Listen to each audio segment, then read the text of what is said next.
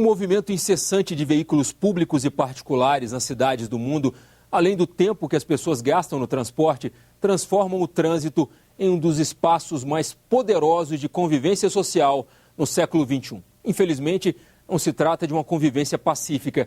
Faltam respeito, tolerância e harmonia. Desafios que necessitam ser enfrentados por mudanças de comportamento e soluções de tráfego e mobilidade. E o atendimento aos acidentados. Socorrer as vítimas e responsáveis pelos acidentes de trânsito é uma tarefa delicada. O tráfego intenso que às vezes provoca as colisões também pode atrapalhar a chegada do socorro. Agir com rapidez e eficiência significa divisar a linha tênue que separa a vida da morte.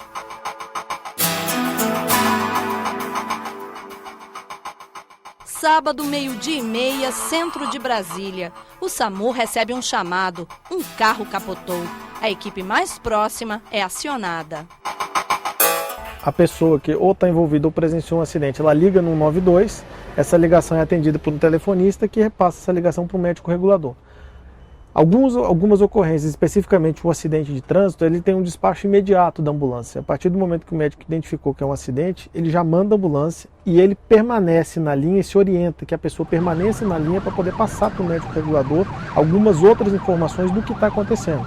Informações relacionadas ao próprio acidente, o tipo do acidente, quantas vítimas realmente estão envolvidas e algumas informações sobre o próprio paciente para que o médico possa orientar muitas vezes o cidadão a já começar a fazer alguma coisa antes da chegada do socorro, né? Reinaldo e Rose são gratos à rapidez do SAMU.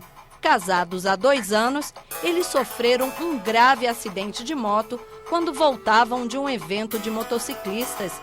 Rose perdeu parte da perna na hora. No caminho, tive uma distração. Quando eu vi estar em cima da curva, e não deu para fazer a curva, sobrei na curva e caí, né? Aí de lá para cá não lembro mais nada. O tempo-resposta hoje nosso, das estatísticas de abril, está variando aí mais ou menos em torno de 10 minutos. Da chegada até a chegada. Isso está dentro do padrão estabelecido internacionalmente que preconiza que dentro de áreas urbanas o tempo-resposta tem que ser abaixo de 15 minutos. Exatamente em função do trânsito, em função da acessibilidade que se tem hoje nas grandes cidades. Quando eu caí, eu lembro que eu tinha caído e eu sentia muita dor. Aí depois eu apaguei de vez.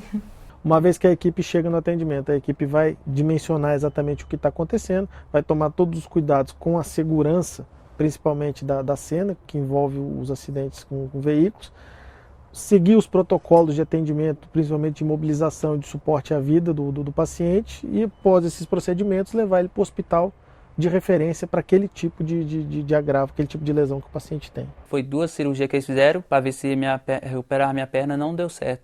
Depois de 7 dias após o acidente que eles foram amputar minha perna, que viu que falou para mim que não daria certo. Ia ter que amputar minha perna, ou se eu amputasse a minha perna, ou eu morria. Depois de 3 dias que eu vi que eu estava sem a perna, eu fiquei triste. Aí passei uma semana deprimida e tal, mas depois eu voltei à minha vida normal. A realidade do Distrito Federal não é a mesma dos demais estados brasileiros. Mesmo apresentando problemas no sistema de saúde, como o que viveu Reinaldo, o DF ainda tem um dos melhores sistemas de saúde pública do país e é o destino das vítimas de acidentes graves de todo o entorno, incluindo cidades de Goiás, Minas e Bahia. Essa situação coloca o Distrito Federal no 2º lugar em morte por atropelamento no Brasil. Toda pessoa que se envolve em um acidente numa rodovia federal, a PRF ela vai até o local, faz o levantamento, ela faz o socorro às vítimas. Se ela não tiver estrutura, ela tem convênio ou com o SAMU ou o bombeiro, mas ela vai providenciar que esse socorro seja feito. SAMU 192, Bombeiros 193, Polícia 190. Que número a pessoa deve ligar em caso de emergências, de acidentes de trânsito, por exemplo? De acordo com a década da ONU pela segurança no trânsito, esse número deveria ser único e fácil de decorar. É o modelo que o mundo inteiro usa, né? Como a gente costuma dizer, nós estamos 40 anos atrasados com relação ao resto do mundo. É uma coisa difícil, assim, porque existem as vaidades institucionais, né? Infelizmente, o número está muito ligado à identidade daquela instituição. Então, quer dizer, a polícia tem o 190, o bombeiro tem o 193, o SAMU tem o 192, e esses números eles estão ligados à identidade do órgão, né? transporte é para o ser humano uma questão tão importante quanto a saúde e a educação. As pessoas precisam se deslocar para trabalhar, estudar, se cuidar, se divertir. Ninguém consegue exercer seus direitos e deveres de cidadão sem ir de um lugar a outro. E esse movimento gera riqueza, é importante para a economia dos países. Como é que as cargas, os alimentos sairiam dos lugares de produção, chegariam até os seus consumidores, como é que as exportações aconteceriam, as importações poderiam adentrar o país. Então ele é tão importante quanto saúde e educação. Muitas vezes as pessoas não conseguem acessar a infraestrutura, o serviço de saúde e educação, porque não conseguem pagar uma passagem, ou porque não tem como chegar lá.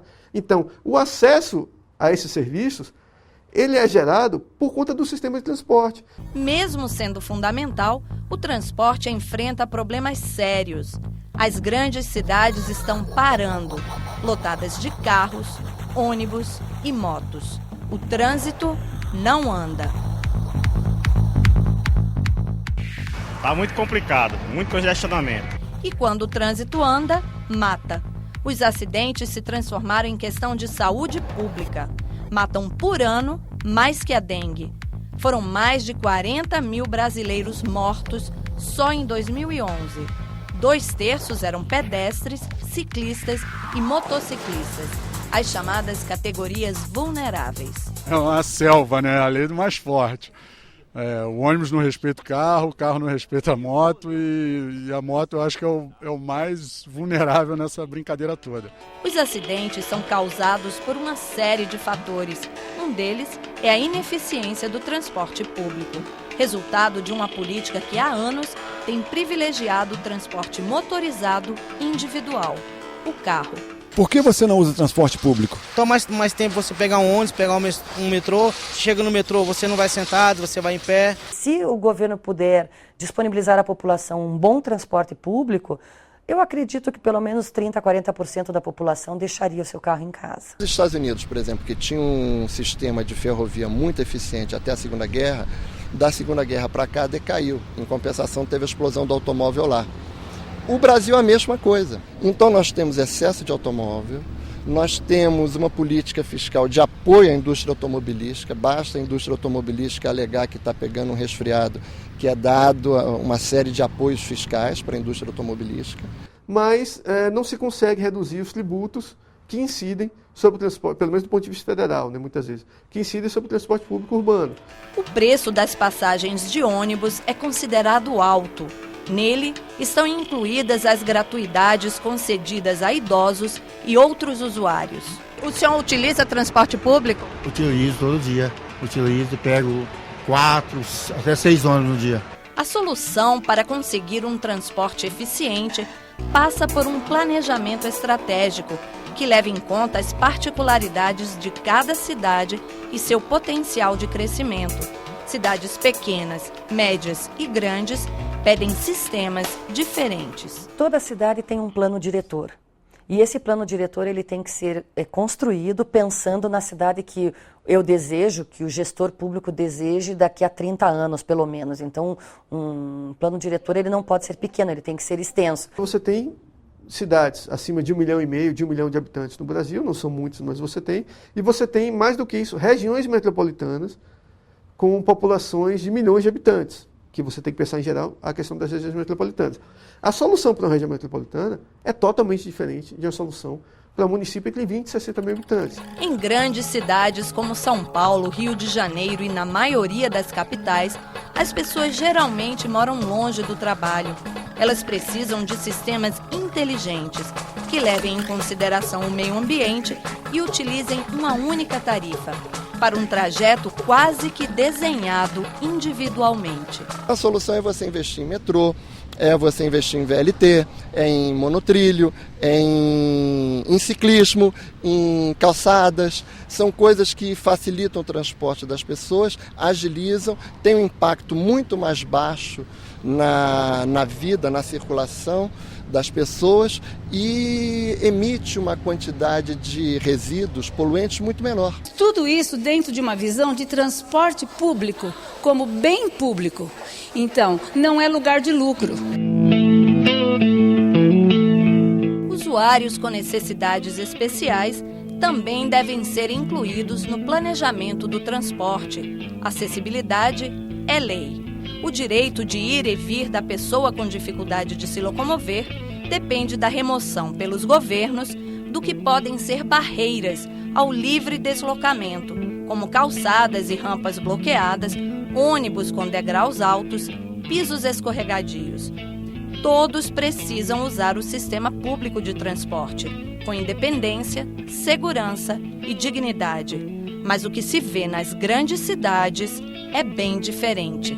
Você é usuário de transporte público sempre? Isso, sempre. Na parte de metrô até que tá bem, mas na parte de ônibus mesmo não tá não. É, porque os ônibus, a maioria dos ônibus tem rampa, tem tudo, mas nenhuma delas funciona. É uma precariedade, é uma vergonha falar pra você. As pessoas têm que ajudar, motorista, cobrador, ou as pessoas que estiverem na parada. Às vezes não tem como ajudar a gente a subir, você tem que esperar o próximo vir, entendeu? Muitas das vezes eu batia a mão para ele parar, ele parava lá na frente, até que eu chegava lá já tinha saído. A qualidade dos ônibus e o serviço que prestam são bastante criticados pelos usuários. Quebra, é ônibus velho, tudo quebrado, molha quando chove. Né? Molha mesmo, já cheguei molhada. É muito pouco, né, para atender a demanda, né? Vocês podem ver que as baias estão tudo cheias, né? As paradas de ônibus sempre lotadas, né? Então vai sempre no interesse do empresário. O empresário é a gula, sempre grande em querer, né? Mais, né? E oferecer um transporte de condições quase que subhumanas. Pela nova lei de mobilidade urbana, que entrou em vigor em abril deste ano, o planejamento das cidades deve dar prioridade ao transporte coletivo.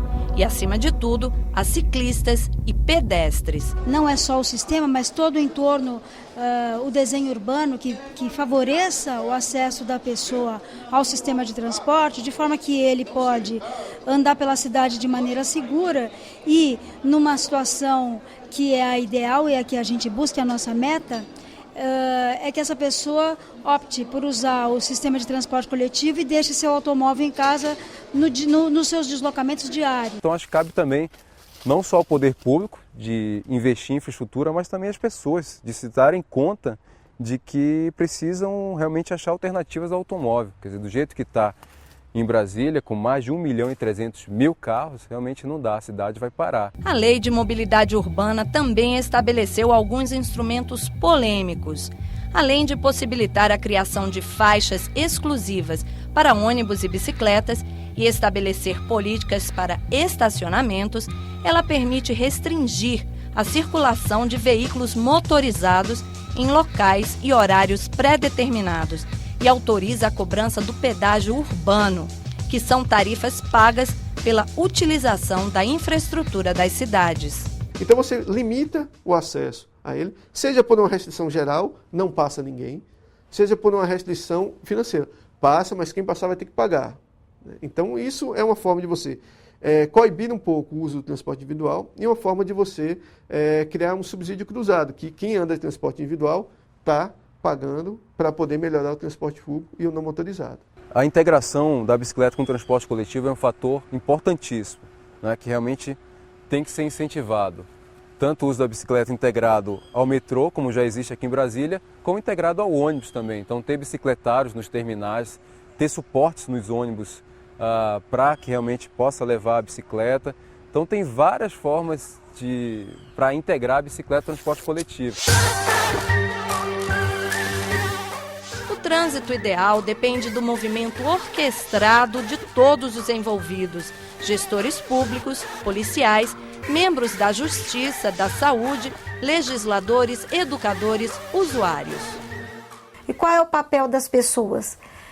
Usar os equipamentos de proteção individual. Então, se é um motociclista, ele tem que usar o capacete. Se ele vai conduzir alguém, né, na garupa, ele tem também que ter o capacete para garupa. Os pais têm que cuidar das crianças ao transportar as crianças, né? Então, dependendo da idade, ou com cinto, ou com assento de elevação, ou com cadeirinha. Usar sempre o cinto de segurança, seja na frente ou seja atrás. Se bebeu, não dirigir, né? Não falar no celular quando estiver dirigindo. Respeitar as leis de trânsito, não furar sinal. Não respeitar sempre os limites de velocidade estabelecidos pelas vias e rodovias. Em um ponto, todos concordam. O caminho para um trânsito mais seguro passa necessariamente pela educação. E ela deve começar na infância.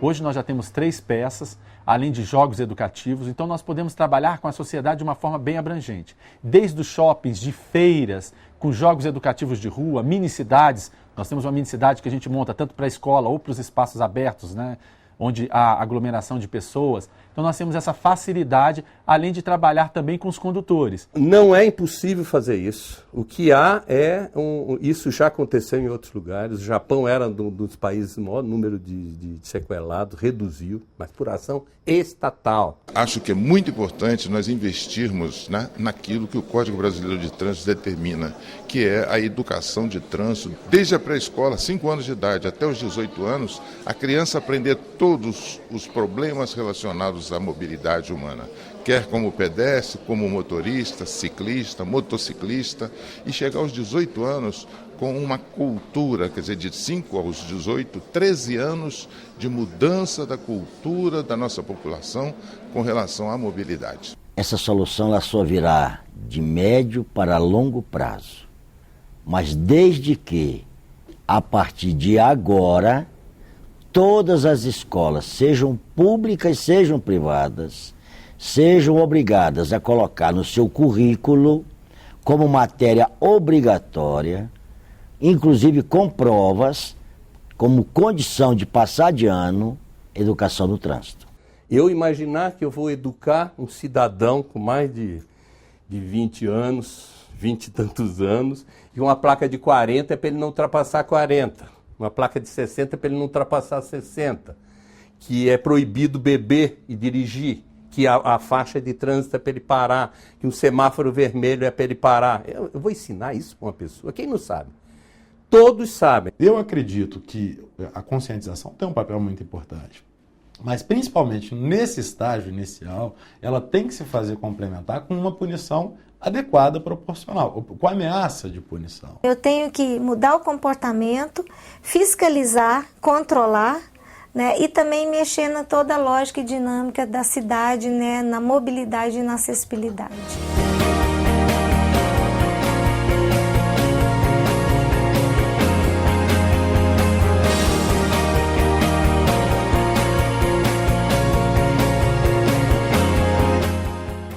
O programa que você acaba de assistir também está disponível na internet pelo endereço www.senado.gov.br/TV. Este foi o Guerra no Trânsito. Até a nossa próxima edição.